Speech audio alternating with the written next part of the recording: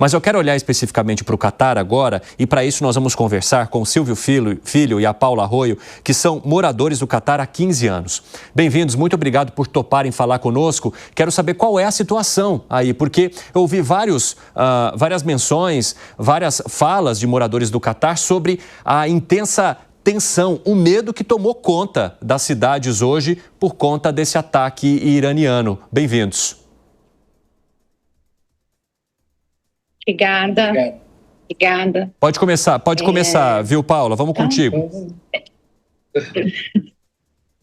Tá.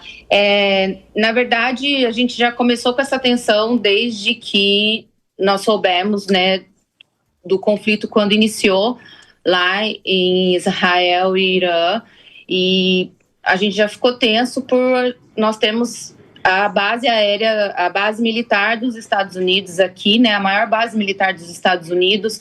Então, assim, desde então, isso já foi uma tensão para a gente. Apesar disso, nós também sabemos que o Catar, ele é um país que a gente tem muita segurança aqui, que é um dos motivos que nós vivemos aqui há 15 anos e não temos a intenção de sair do Catar, por toda a segurança, né, que o Catar traz. E também é um país muito... Ele é um país que se dá bem com todos os lados. Ele é um dos poucos países árabes que ajudam o Irã em todas as discussões que eles precisam e faz sempre e outros países, né? Fazem sempre esse equilíbrio entre os países do Golfo, a dialogar com os Estados Unidos, né? Tem uma boa relação com os Estados Unidos, com a Arábia Saudita. Então, a princípio a gente imaginou que nunca ia ser atacado aqui, porque tem a maior base americana fora dos Estados Unidos, aqui no Oriente Médio. Então, era mais um motivo de segurança, né?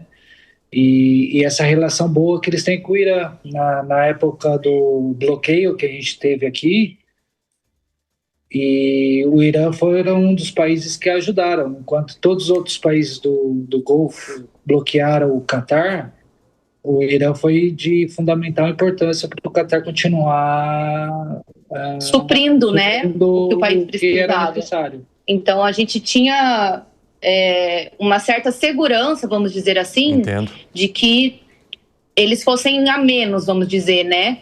E só que ontem, quando nós acordamos com a notícia de que os Estados Unidos tinham atacado o Irã, já ficou uma tensão o dia todo, e no trabalho se tem notícia, se sabe daqui, se sabe dali, o que as embaixadas estão falando, não estão falando. Hoje a coisa parecia um pouquinho mais calma. A maior preocupação nossa ontem, no dia de ontem, era em relação a algum vazamento nuclear. E aí que poderia contaminar o ar ou a água, né? Porque se contaminar a água, que é a mesma fonte daqui, que é uma água dessalinizada, né? Então, se tivesse já contaminação do Golfo, em 3, 4, 5 dias, a reserva de água daqui do país acaba. Então... a preocupação principal foi essa, não era nem questão de ataque, de nada, entendeu? Aí, hoje...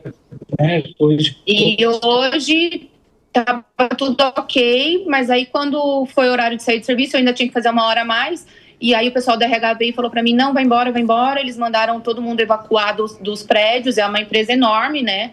É muito grande, aí eu já avisei ele, a gente trabalha no mesmo lugar, já avisei ele, eu falei, vai embora, e viemos para casa. Quando nisso começou a chegar um monte de mensagem de embaixadas pedindo para que tivessem cuidado, que ficassem em lugares seguros, que não ficasse, né, andando e tal. Mas nós, da Embaixada do Brasil, não recebemos nada. E aí, quando foi umas 6h30, acho, nós recebemos a notícia de que tinha fechado o espaço aéreo. Aí nós, né, o gato subiu no telhado, alguma coisa vai acontecer. E um pouco depois, de fato, aconteceu um barulho absurdo. Janelas todas tremendo, vibrando, um barulho alto. A gente imagina a gente correria aqui para arrumar as coisas, já se preparar, porque a gente já tinha deixado tudo mais ou menos preparado, né? Caramba. E aí a gente acabou subindo lá no último andar, e aí essas imagens que vocês estão vendo a gente viu também, em cima da nossa casa. Os mísseis passavam aqui em cima, um barulho absurdo.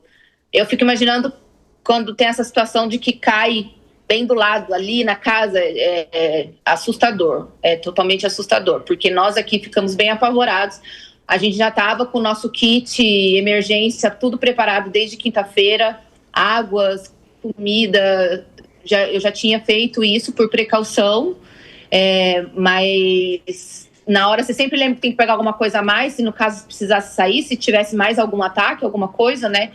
Enfim, e agora nós estamos aqui em casa e ninguém consegue dormir. Nossa, Silvio e Paulo, esse depoimento de vocês é muito importante para a gente compreender a situação que os moradores viveram agora nessa segunda-feira, na noite de domingo para segunda, a partir desses ataques que foram conduzidos aí. E é muito interessante essa menção que vocês fazem sobre o quanto o fato do Catar ser um articulador, um moderador, trazia segurança para vocês, porque realmente as autoridades do Catar, elas sempre foram responsáveis por garantir que houvesse um diálogo entre essas regiões que sempre estão em conflito. O governo do Catar sempre bancava ou enviava uma figura diplomática que ajudava a guiar o assunto ali à mesa. E agora, com esse ataque, é como se nem isso fosse capaz mais de criar essa barreira de segurança para quem vive aí. Eu já quero daqui a pouquinho eu volto a falar com vocês, eu só quero repercutir isso com o professor Pedro Costa Júnior, que é analista de relações internacionais, e trazer uma ilustração também sobre a importância do Catar para os Estados Unidos. Quando a gente olha para as bases militares dos Estados Unidos espalhadas pelo Oriente Médio, coloca a ilustração na tela aí para mim, por favor, para as pessoas ficarem de olho ou aqui no nosso telão.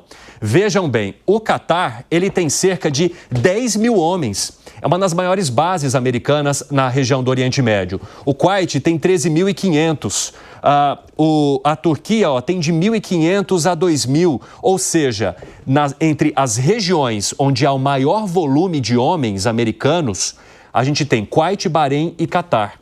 Então, vejam só o quanto esse ataque à base do Catar é relevante para os americanos e também pode fazer com que o conflito escale a níveis que saiam ainda mais do controle. E é sobre isso que eu gostaria de questionar o professor Pedro Costa Júnior, analista de relações internacionais. O senhor acredita numa possibilidade de um escalonamento cada vez mais perigoso diante do ataque conduzido a uma base americana? Professor, bem-vindo.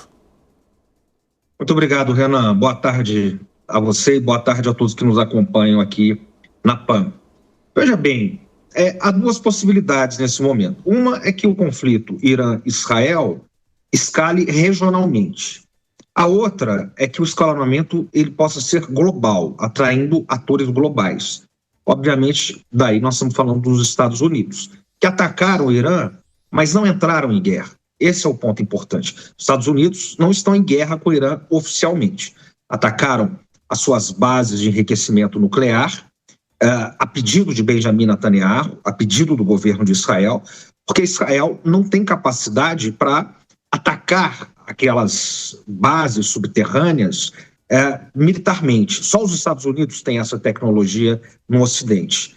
Então, Trump atendeu o apelo de Netanyahu.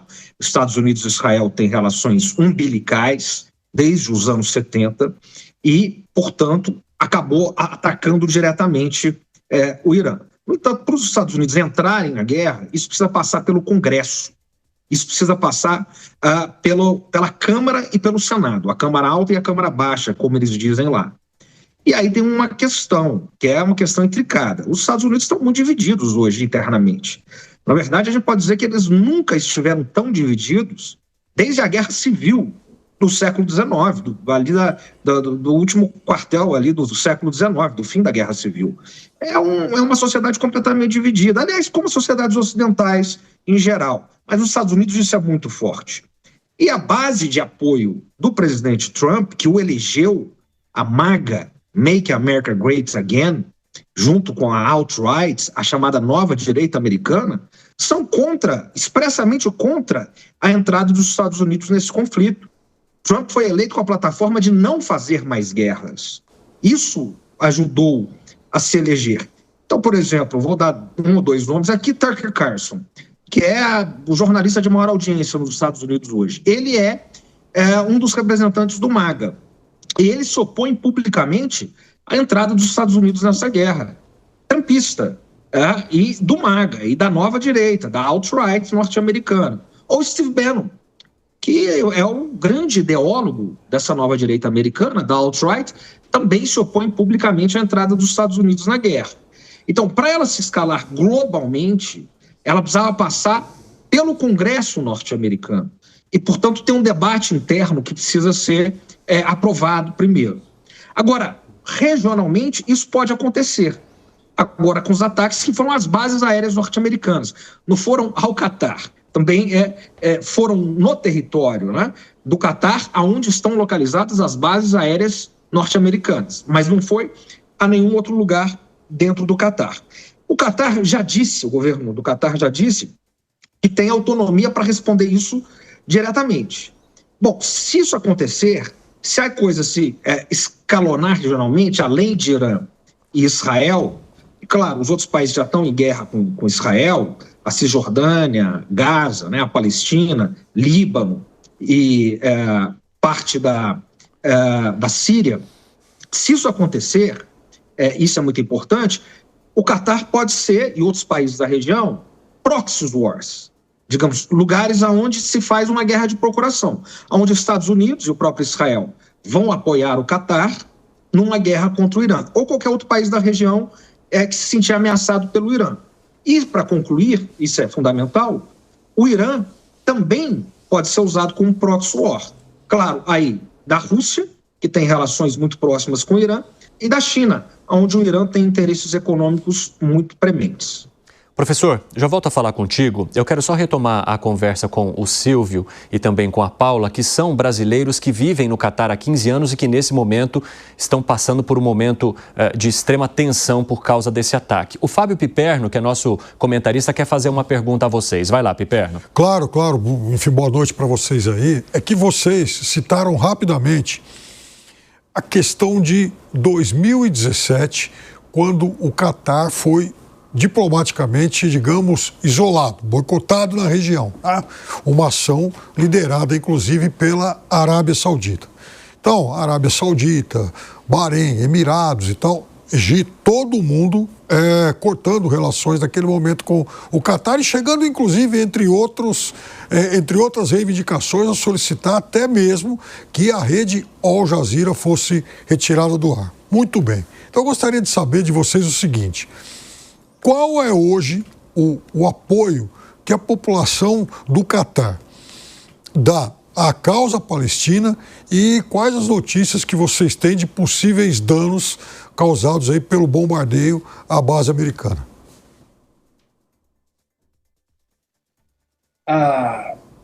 Aqui é 100%, praticamente 100% apoio à causa palestina.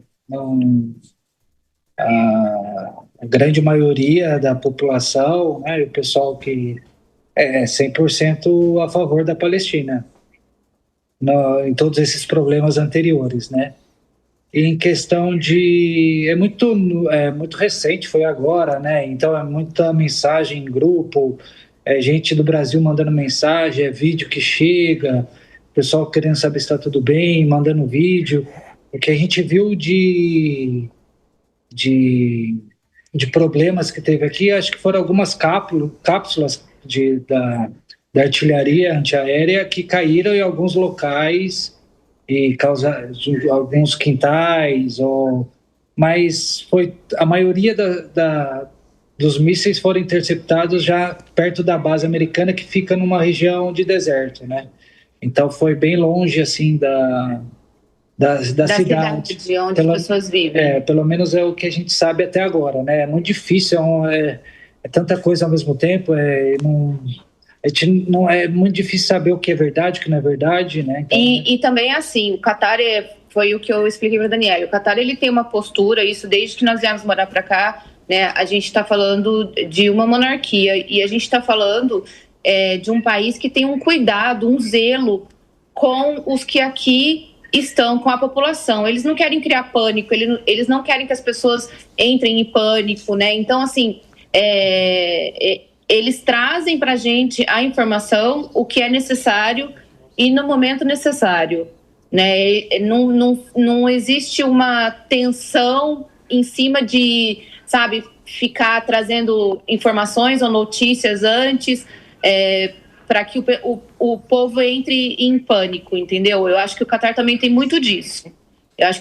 Talvez o que tenha faltado para nós brasileiros, por exemplo, foi o que muitos outros estrangeiros tiveram, que foi com relação à embaixada. As embaixadas foram bem, assim, proativas, presentes, com comunicados, entendeu? Informando, né? Dando apoio, falando para ficar em casa ou para tentar sair do país, o que fosse. E infelizmente nós não tivemos isso. Infelizmente não. Inclusive ontem eu entrei em contato para saber se todos os meus familiares estavam registrados, de fato, como eu penso. Me responderam que sim, rápido. Depois eu soube num grupo de brasileiros que tinha um formulário a ser preenchido. Eu também preenchi o formulário mesmo já sabendo disso, mas nós não recebemos comunicado, e-mail algum.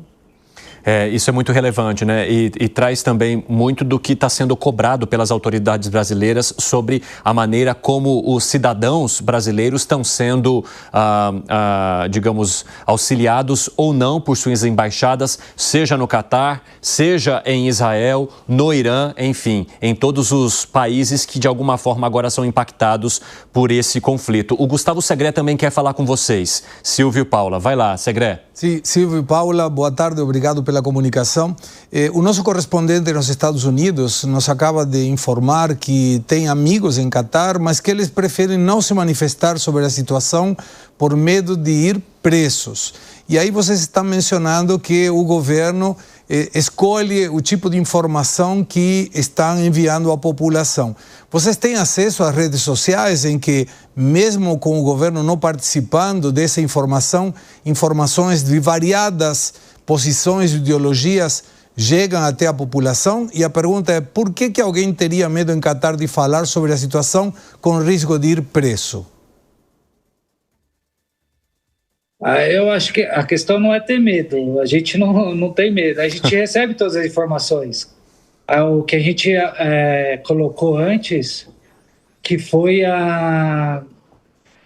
não é que eles escondem informação, mas eles tentam não criar um pânico, entendeu? É a maneira como eles administram isso, né? Essa crise, né? Toda empresa, todo país tem como eles devem agir em situações como esta, por exemplo, né? Então, se o governante do país, o rei do país, dirigir de uma outra maneira, vira um caos, né? A gente não se sente 0% cerceado da nossa liberdade aqui. A gente tem rede social, tem tudo.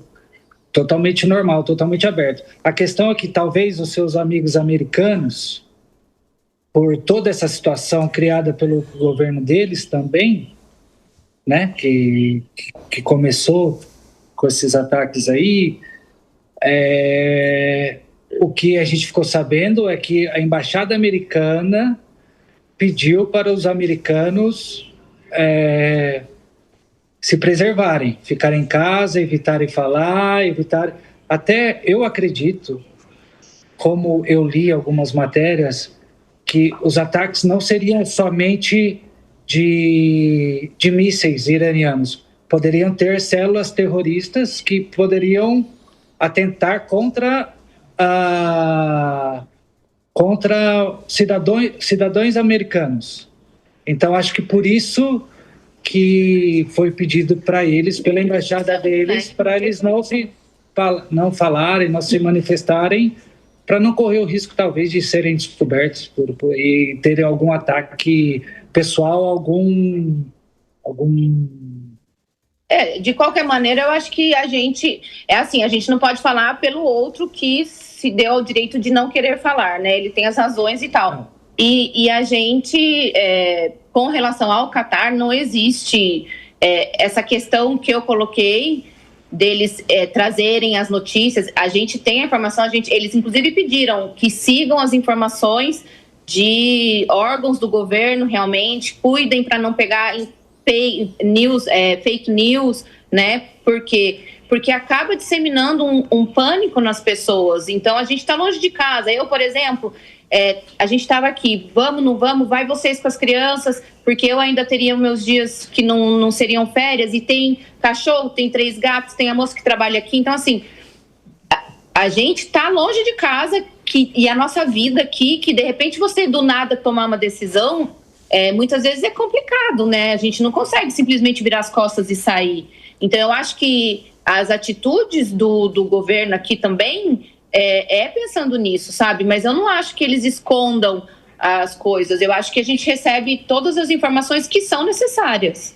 Sim. E no tempo que tem que ser. Bom, enquanto nós conversamos com o Silvio e a Paula, que moram no Catar, nós acompanhamos também uma transmissão ao vivo do Ministério das Relações Exteriores, as autoridades do Catar se manifestando neste momento. Daqui a pouco a gente traz, então, informações e também os trechos traduzidos aqui para vocês. A gente tem uma última pergunta só, Silvio e Paula, do Alan Gani. Vai lá, Gani, arremate. Boa tarde, Silvio e Paula. É o seguinte, no dia a dia aí com os familiares, os amigos, como é que é a relação, o posicionamento deles em relação a judeus, americanos, o mundo árabe, os persas, né, os iranianos? Como é que é? Dado que eu tenho uma impressão que o Catar é bastante cosmopolita, tem muito turismo de negócio. Mas qual que é esse sentimento que vocês percebem em relação a esses outros povos dos moradores de Catar? Nenhum, é normal, é um país normal, igual qualquer outro, é igual Dubai, é igual Abu Dhabi, não existe diferença. É um país que é o mundo inteiro aqui, né? O que menos tem aqui é Catar, vamos dizer assim, né? Porque é um país... 80%. Os nossos filhos estudam numa escola internacional, tem amigos do mundo inteiro, tem amigos do Líbano, tem amigos do Egito, tem amigos dos Estados Unidos, da Espanha, da França. É um país multicultural e a gente sai durante o final de semana com os amigos, a gente vai em restaurantes, em bares e alguma coisa, e é gente do mundo inteiro, entendeu? Relação normal. É engraçado, porque quando eu cheguei aqui há 15 anos era muito diferente, era muito mais fechado. E eu era um pouco ignorante na relação à cultura, à religião deles, né? E estando aqui mais tempo, eu vejo, e convivendo com eles, eu vejo que é muito diferente o que chega e o que passa, ou a ideia de quem vive aí no Brasil ou em outros lugares do mundo a respeito das pessoas daqui, sabe? É totalmente diferente. É um país normal, eles são muçulmanos, só a cultura árabe, mas respeitam. Em 15 anos, nunca me perguntaram qual a minha religião, nunca me pediram para estudar o Corão ou me tornar muçulmano, sabe? Cada um na sua, e vive todo mundo tranquilo e bem. Bom, Silvio e Paula, obrigado pela participação de vocês conosco hoje. Espero que as coisas fiquem mais tranquilas daqui para frente. Boa sorte para vocês e para a família de vocês aí. Obrigada, muito obrigada. Um grande abraço, até mais.